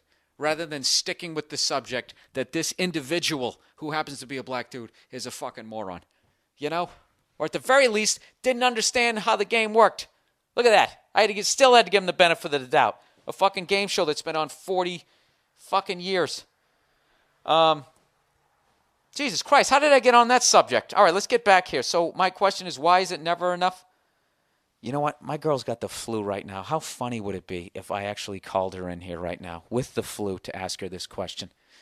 I'm really jeopardizing my relationship. Should I do it, everybody? I think I'm going to do it. Hang on 1 second. Let me see if I can get her in here. Hold on. Hey, Nia. Nia. Can you come in here and add to the podcast? I just have a question. I have a question I'm going to ask you. All right, she's coming in. Don't say anything, all right? Watch me finesse my way through this. Yeah, just come on in for a second. All right. Making her way in, ladies and gentlemen. Making her triumphant return to the podcast. Look at you. You're officially sick. Yeah. Officially sick. Pajamas, socks. Is that orange juice? It's orange juice. Or you got any booze in there? No, I just like it on the rocks. Okay. The phone is ringing. Yes, it is. Everything. Don't worry, Cleo will get it. All right, here's a question for you. Here's a question one of my listeners had. All right? Yep. I'm not trying to be hostile here. This is a female question. I know we had a big battle about that dude who punched that chick in the face, right? Yes, we did. Rihanna Rihanna and Chris Brown. and Chris Brown. We had a big argument on the plane about that. It's really bad. All right. Should we talk about that argument or should we get into this? Why don't we get into this and then And then we'll do the argument. Then we'll wrap it up. we'll segue. Exactly. Then we'll segue. There you go. All right. I'll read this to you, and then you have to come closer to the mic here. Don't look over my shoulder. She reads way faster than me. It makes me self-conscious. All right. Basically, there's this guy. He's got a girl. I'm going to paraphrase so my listeners don't have to listen to this shit again. They've been dating for 5 years. She always complains that they never do anything because the job is very time-consuming. He admits this. His job is time. His job is very time-consuming. Okay. Okay. All right. We're on the same page? Yes. We're ready to go. Okay. Listen, she starts coughing when she laughs. Don't make me laugh. I've been doing this to her every day, all day long. I make her laugh so she starts coughing. You're terrible. She's All like, right, go on. listen, you sound like Stop it. you sound like you worked in a mine. Listen to that. That's horrible. God, how did I ever find you attractive? Oh my God. I'm joking. You know I'm joking. I told you you're adorable. All right? So anyways. He never takes her anywhere because Easy. She says, oh my God. This is horrible. You sound horrible. All right, I'm listening. All right, stop doing that. Be a performer here, okay? All right. All right, Jerry Lewis would have just, suck down. Anyways. What? Lady. See, what a great sense of humor she's got, even with the 105-degree. So, no, it's not that he doesn't take her. She just said he doesn't take her anywhere. Okay, I'm sorry. Do you understand that? Yes, I understand. Okay? He has a time-consuming job. She complains that they don't go a lot of places. She's claiming that they don't go anywhere. And he admits that he works a lot, and he might not have enough time here, okay? Just don't side with the broad because she has a twat here. All right? Really? Yeah, I know. I had to go there. Makes the guys laugh. All right. So anyways, then he decides he's going to take her somewhere. So he sees that I'm going to be coming in town, right? He starts showing clips of me on my MySpace page. Of course, she starts laughing because I'm fucking hilarious, right? We know this. And handsome. Thank you. All right. So he goes, all right, this is perfect. So he gets tickets to my 8 o'clock show. He's going to take her out to dinner. He's going to take her out to the comedy show. She says, does that sound a good idea? He says, yeah. So he's psyched. He feels like he's fixed the problem. Right. So the next night, they're talking about it to their friends. And he says where he's going to go and what they're going to do. What should we have done? What shouldn't we do? Remember that? No? Reservoir Dogs? Oh, yeah. So you like telling jokes, huh? Giggling like a bunch of girls in a schoolyard. Sorry. I know I do bad impressions. Terrible, I know. So anyway, so then he finally ends up saying it to, she brings it up in front of her friends, and she said, well, it's his evening, and I'm just sort of tagging along. All right? And he goes, I got to admit that I was a little upset at that point because I intended this whole evening thing to be a gift from me to her. Okay, right. So he goes, it reminded me of when you took your girl out on the Corvette, and you said the same thing, right? Yep. So he says, my question to you is, why is it never enough? I don't think that it's... Okay. I love it. You're tongue-tied. Look at, see what you're doing right now. No, say exactly what you're thinking. Don't do this. Is you try to figure a way to spin this shit. Don't spin it. I'm not spinning it because it's not like it's not enough. But I think where she's coming from, it's not like the whole... You're No, done. no, no, You're no, done. I have It's to take- over. no, I have It's to take like a I minute said, because I'm it comes from this point of insecurity that you guys never feel loved enough. Can you listen to It's hard, but yeah, okay. He is a fan of yours first. She became a fan of yours, but he is like a longtime fan. So even though she would enjoy seeing your show, of course, he has more of a connection to you and your comedy than she does. He has more invested because he likes you, and she just heard of you, I guess, when he introduced her to your clips on YouTube and stuff. So in a way, it's like, oh, well, I like it, and I'll show it to her, and oh, she thinks it's funny, so we'll make a night out of it. But it's not as if, I don't know what else she likes. I mean, I'm sure she likes going shopping and whatever. So basically the fact that So he didn't say, hey, you know what? I have the afternoon free. You want to, like, go to the farmer's market or go, like, window shopping or whatever. That would have been an evening or an afternoon all about her. That's like the difference. And so okay, can I interrupt right now? yes. It's a relationship. There's two people. It's not her birthday. I understand if it's her birthday, it's all about her. She goes, you never take me anywhere. So basically the problem here is the place that he's taking her to, he can actually have a good time at. He should actually take her to something that he doesn't want to do. No, I think the issue is that she would have maybe preferred it if it was 100% all about her. Like if it was So you something guys are selfish. specifically that she wanted to do. I don't know if she's selfish or not. Well, it sounds like she's being a little bratty about it. Now, though, I'll take that. That was very. very, you know what? I appreciate that. You know what? The fact that you actually admitted, at least to that, now I can listen to your opinion a lot more open-mindedly. Yeah, she's Okay. being a little. I mean, she's being a little bratty to throw that in there, especially to her friends. But What do you think I would do? What do you think I would do if you did that? If you made that comment in front of your friends, okay? And then I've already stopped talking to us. We're coming home. All we hear is this silent whir of our Prius.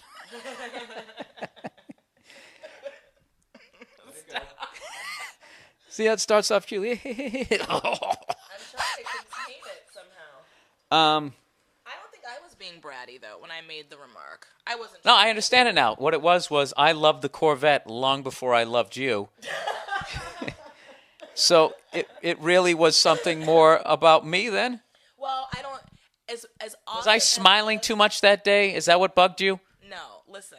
As awesome as it was to ride in a Corvette down the PCH to Malibu, that was fucking amazing. It was not one of the things that I had on my mind as something fun to do. When you mentioned it, I was like, yeah, that sounds awesome. When we did it, it was even better. But it wasn't. And no, well, wait a minute. As far as your days that you've had out here in LA, where does that one rank? It's like number 2 to my birthday. See? A random day in October. So that was a fucking big time score, and you still had to be like, well, that was really kind of your thing. Why would you do that? You just said that I wasn't being bratty when I said it, and now you're No. accusing me of being Wait. I have memory problems. Wait, when did I say I wasn't? I was saying you weren't being bratty with what? Before I said I don't think that I was being bratty when I said the thing about that, and you were like, no. I see where you're coming from. You just said it. And Well, that's not what I meant. Oh, great! How convenient. Look, Nia, I can't remember anything from. I don't have any short-term memory anymore, so I don't know who that guy was who. I don't even know if I was agreeing with you. You know what? I'm never taking the stand if I ever kill anybody. No. Because I'm not going to be able to in all testify. Honesty, it was a nice thing that you did, and it was unnecessary for me to say that. It wasn't. All right, you guys have to hang on a second while I kiss my sick girlfriend. Mwah. There you go. It See that? It wasn't necessary. See that, guys? I didn't have to slap her around. I didn't have to call her any of them names over there, like Chris Brown. Well, I don't. And it was unnecessary for her to say that because he was trying to do a nice thing. Yes, he is more of a fan of you than she is, making it more of a more interesting, fun night for him than for her, even though she would have enjoyed it. But it was unnecessary. All right, let me ask you this. Now, would most women just automatically see that with the idea? So then, would she get self-conscious and feel like she had to call it out before they said it? Would she maybe say that because she's kind of embarrassed? That like. Maybe. Yeah, like, because if he said it, what are you doing? Oh, he's taking me to see this guy, Bill Burr. He says cunt every other word.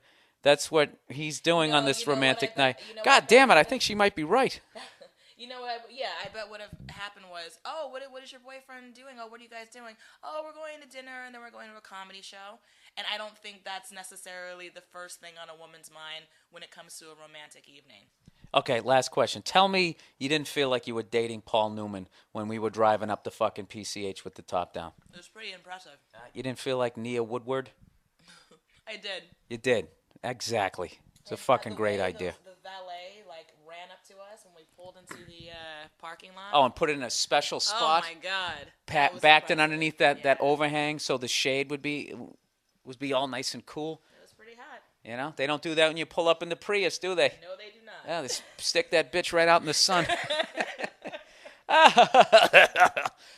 All right, so let's get on to our argument. So, right. we're flying back from New York City. How amazing was I at Town Hall? You were amazing. Standing ovation. That's right. You're fucking right I am. How insecure am I that I had to make you say that for the 6th time? You're insecure, but I love you. Exactly. All right, so let's plow ahead here. So we're flying back from where we were, Boston at that point. Yeah. And I don't know if we'd already watched the YouTube clip or whatever. Rihanna had gone on TV talking to Diane Sawyer, breaking it down. Yep. Talking about, getting the shit kicked out of her by that dude with the beaver teeth, right? He really looks like a bucktooth beaver. He does. He has no business being a pop star. He bit her too, right? He did. Why wouldn't you? You got to utilize your weapons. So we're sitting there, and it's this really sad interview, and she's just like, I just felt silly and stupid. No, you need to do for your being. imitation of. So this is what I did. So it started off as a joke, and I said, all right, this is my impression.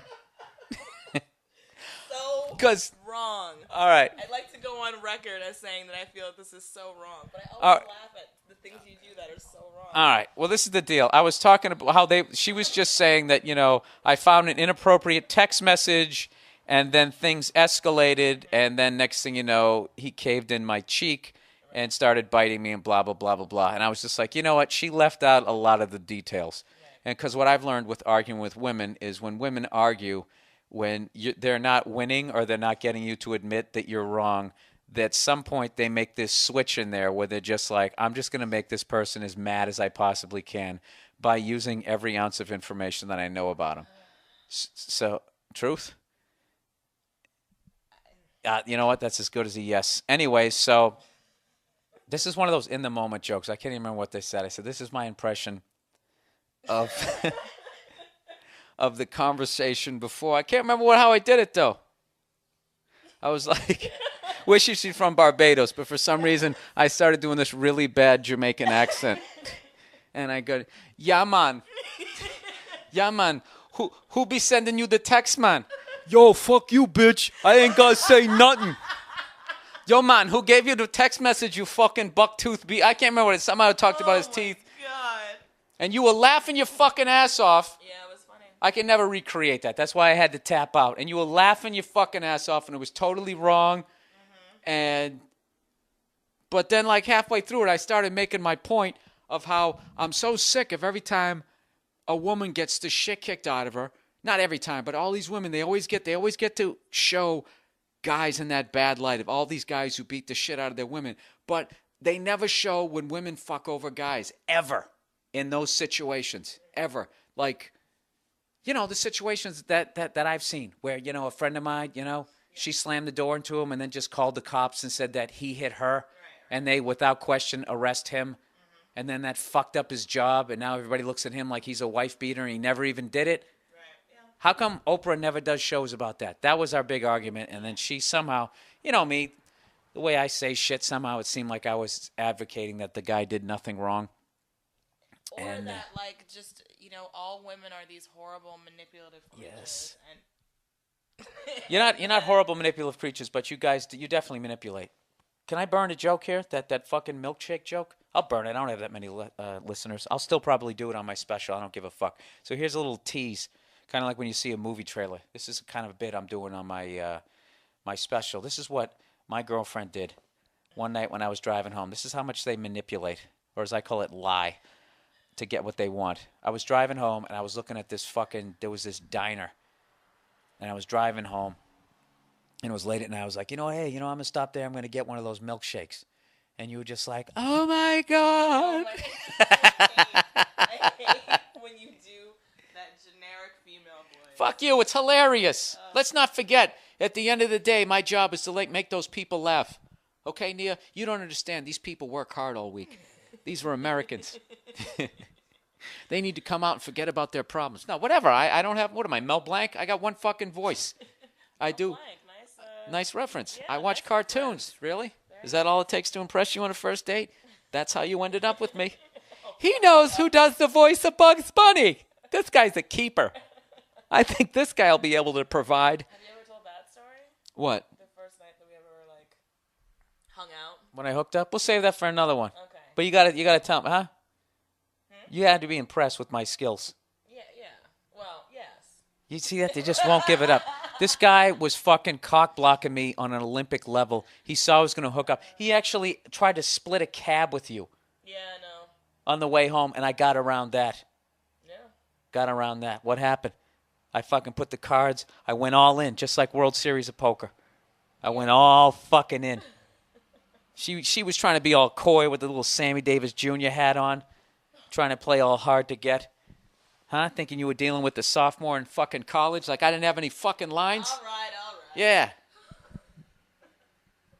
When that douchebag kept coming over, cock blocking me, he invited, we were all set. I was hanging out. I'm going to tell you right now. We were hanging out, right? Me and this other dude. And all of a sudden, Nia shows up, right? And I can see the vibe. I see the look on her face. I know she wants it. No. I don't know. I just, And we had met before.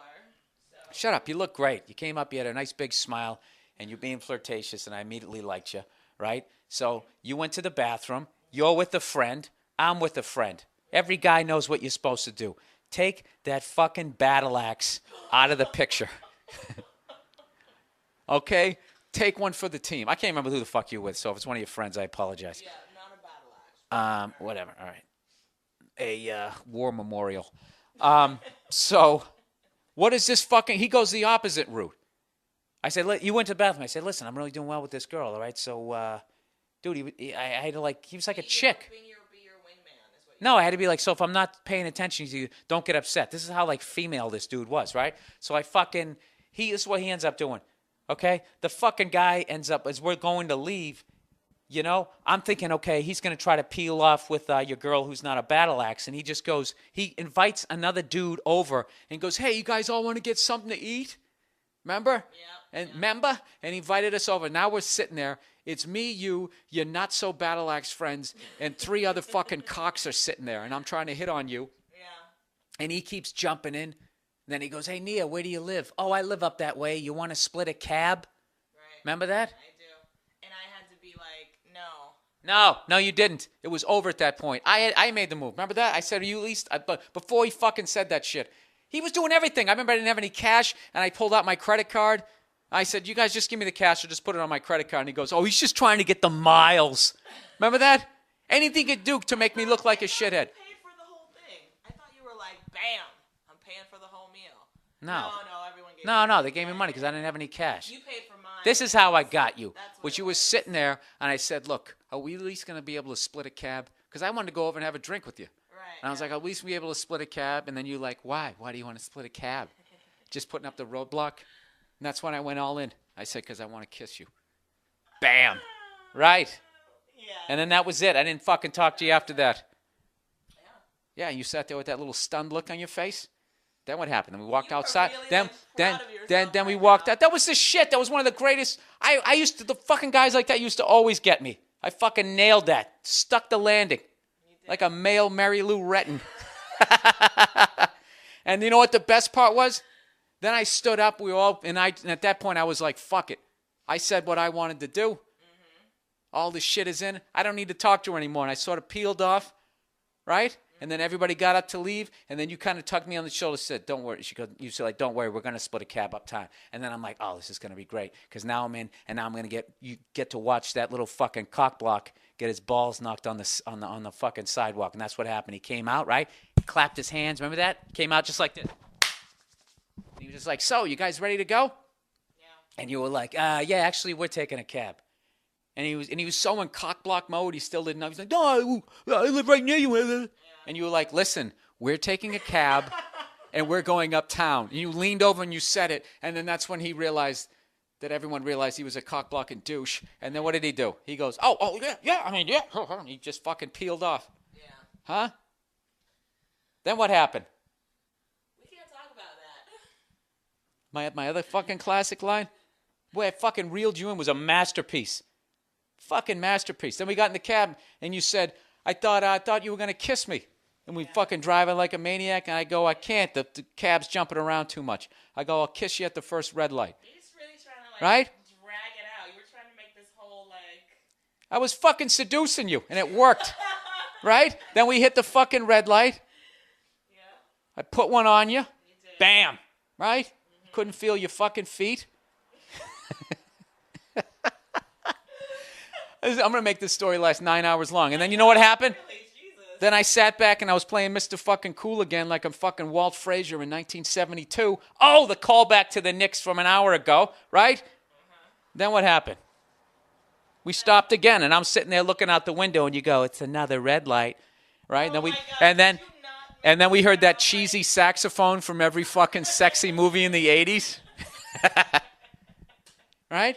And then you were going, I'm not going home with you. I'm not going home with you. Now, whenever they say that, guys, you know they're not going home with you. You know that shit. So what you have to do is you have to constantly make them feel like it's safe and they're in control. So before you said you weren't going home with me, I felt your vibe.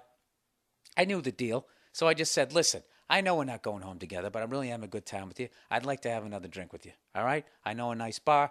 Ba, ba, ba, ba, and bam. Right? And I did not go home with You didn't go home with me. We had like fucking 8 more drinks and made out for like the next 5 hours in that fucking Hell's Kitchen bar. Had a great time. Yeah. There you go. Yeah. So there's a little story, people. There's your little backstory. Hour and 1 fucking minutes. There you go. Oh, you know, God damn it, I didn't get to this. You want to hear something that's gonna make your fucking privates crawl? Sorry, it was disgusting. I'm out of funny shit. I'm in overtime right now. Listen to this guy. You know, I was talking about that cunt down there at the diner that one day. Remember that guy? Go back to Jersey, you fucking faggot, whatever the hell he said.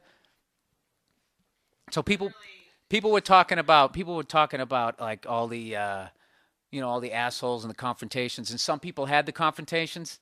Yeah. Some people won the fights. Some people lost the fights. Some people won and got sued. Yeah. Other people walked away and had the fucking anger like I did. So he goes, podcast, The Bully's Point of View. This is from The Bully. Listen to this. This is really interesting. Bill, I just listened to your last 2 podcasts and listened to the stories of these guys that want to beat people when they're bullied. Well, I think I'm the bully. I've got 100 stories, but I'll give you 2 short ones. All right. Fat people bother me. This guy's awesome. Fat people bother me. Smelly people do too. Combine the 2 and give me lots of alcohol, and I go off. So I'm down the hatch in Manhattan, and fat smelly guys come in. I can't help but tell them that they are an embarrassment to the white American race. This is where he becomes like this Aryan psychopath. I guess this isn't funny anymore. And he goes, and I'm tired of picking up their slack. Now, if he's just saying that to be funny, that's fucking hilarious for one white person to say that to another white person. You're an embarrassment to the white race, and I'm tired of picking up the slap. Take a fucking walk at least. He goes, they don't say a word, so I slap one right across the face. What? He goes, why? I'm not sure. What's that movie you love there with Christian Bale? American Psych? Yeah, I think this is the guy. I'd love to see his business card. He goes, there's 6 of them. I have 4 or 5 guys with me, but they wouldn't have known that, and they just walked away. Out the door, probably to grab some fried food. But the point is, they didn't do anything. Did I feel bad about it? Not really. It's a pretty funny story to tell when I'm drunk. I have a feeling that most of his stories are funnier when he's drunk. Oh, these stories are hilarious. I don't even know if they're true, but these are fucking making me laugh. I'll read another one. Story 2. So I'm at a bar with a couple of guys, and there's a midget in it. For some reason, I don't notice the little man, but my friends do, and the midget jokes commence, and one of the little men's friends says something to my friend. I told him to shut the fuck up and poured my Corona on him. He didn't know what to do. About 10 minutes later, I ordered a shot and saw him near the bar and tossed that at him too. He did nothing. Why? Because 98% of the time, people don't know how to react and clam up. It's not just your listeners or you. It's mostly everyone. So don't feel bad about freezing up and missing your opportunity. And you're right that we don't always get what we deserve. I've been kicked out of more bars than I can remember. I've had sex with more women than I can remember and showed all of my friends pictures of them. Where did it get me? To a 6-figure salary. That's fake. Wait a minute. You just want it to be fake. You want it to be fake. I do want it to be fake. Nia, have you ever seen an asshole who takes what he wants, not bang the hottest fucking women out there? Ever. Thank you. All right, let's continue. One more thing. This will make you feel great. All these guys in your podcast keep talking about picking up girls or being scared to talk to them or being rejected. Listen, kids. I love this. He's talking down to him. Most of you are in college or your senior years of high school. Fucking go out there and crush some pussy. Have trouble talking to girls? Here's what you do. Go to your classes, come back to your dorm room, and take a nap or play Madden or do whatever till around 1 a.m. Go get a fake ID or chalk your ID and move out to the bar about 1 hour before they close. Scope out the action and search for blood. Be a shark. Look for the over-inebriated, the overweight, the low self-esteem. Make it happen. He's screaming now. Make it happen. He's giving a little halftime speech here. Be blunt. Ask a girl if you can grab a little titty. Stick a hand down a chick's pants when you're on a dance floor. Be aggressive. What? All that shit works, Nia. I'm not going to lie to you. Oh, putting your hand down some girl's pants on a dance floor works? Well, you just don't fucking do it. You start doing other areas that are gateways to that area. I would fucking kick this asshole in the balls. Lies, yeah. What if he turned you on? What if he worked out? What if he was a dick and he was shredded? And he just knew it was going to be some great fucking stress-relieving cock, Nia. No one puts their hands on me like that. Fuck yourself. You know what you're being right now? Right now you're being talk show audience, Nia. Let me tell you something. Anybody puts their hand on my ass, they're getting their ass kicked. You're full of shit, Nia. If you... Oh, all right, whatever. You're sick. I'll let you go. And never play up the nice guy thing. You go in there, look like you've done this 100 times, scared of performing, don't worry. They won't remember it anyways, and chances are they've had worse. All right, so this guy's cocky. You know what I love about him? He's cocky for good reasons and also cocky for no reasons. I mean... What are his good reasons for being cocky again? What are his accomplishments? What does he look like? I know. Well, he slaps fat people. He makes fun of friends of midgets, and he fucks girls who are too drunk to say no. Oh, yeah. And now he makes 6 figures. There you go. Come on, he was trying to be funny, but he just like now you got the attitude. You don't care if she comes, stays, lays, or prays. You ever see that? Remember that guy, Damone? No. You know what's funny? Come, stays, lays, or You know what's funny about you? You already have that look on your face when you meet a guy who doesn't give a fuck. The same way I didn't. You got that look on your face. What look? That fucking look. That let me know that someday you were going to be in my bedroom, which you are. I just didn't count on me falling for you. That's where I fucked up. That's where you turned the tables on me. Huh? Cutie pie? All right, that's it. That's it for the podcast, you fucking twats. You guys... What is wrong with you? I got to end on a laugh, and sometimes when you don't have a joke, you go dirty. I'm teaching these people how to be a comedian. If they could see me, I just would have made a funny face. That's all my act is. I just curse words and silly faces. All right, that's the podcast for this week. I apologize to you motherfuckers for taking so goddamn long, but I hope you enjoy it. And my next gig is Tempe, the Improv in Tempe, Arizona. I appreciate it. Anybody who can come out, please come out to the show because it's getting close to my special, and tickets will be going on sale for my special. I will have information next Monday. Repeat. Actually, check in on my website, billburr.com. I might have a special announcement this week, and if you want to be in on tickets as soon as you can, sign up for my mailing list at billburr.com. Just sign up under the city, that the closest major city, and I'll send out an email right before I do the announcement. That'll be your little plus for getting on my mailing list. Look at that, Nia, a little business skill there. Look at you. You like that? Look at me. All right, let's go have some pork chop. What the fuck are we eating for dinner? I don't feel like cooking anymore. Wow. You don't feel like cooking anymore? I took you to Sweden in August. You drove in a Corvette in fucking October, and you're not going to cook. So what the fuck am I supposed to eat? You're not sick. You've been laughing your ass off. You're coming out of it. You're too silly to be sick. I'll make pasta, okay? Huh? Pasta. Pasta. That's what I ate when I was single and I was fucking struggling. Really? Can I eat it on like of the fucking back of a chair the way I used to? I used to put the plate right where you sit. Wait, I already told this fucking story. All right. Thank you, everybody. Have a wonderful week. I'll talk to you next Monday.